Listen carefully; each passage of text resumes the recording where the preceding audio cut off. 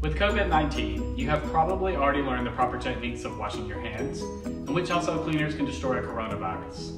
But what about the inside of your car? A car's interior is less durable than, say, a kitchen countertop or a bathroom sink. So how do you protect those surfaces without damaging them?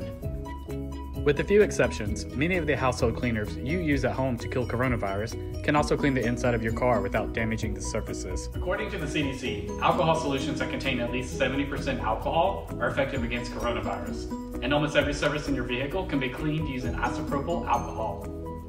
To get started, we recommend wearing protective gloves. The first thing you should do is clean the inside of your vehicle using normal, everyday vehicle interior cleaners.